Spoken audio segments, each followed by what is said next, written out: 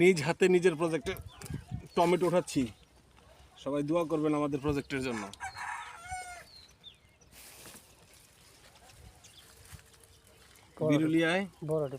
বিরুলিয়ায় Priyanka housing এর ভেতরে আমাদের প্রজেক্ট।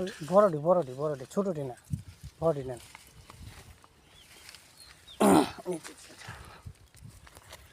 পাকাগুলোর চেয়ে কাঁচাগুলোর দাম বেশি না? চেহারা ওঠে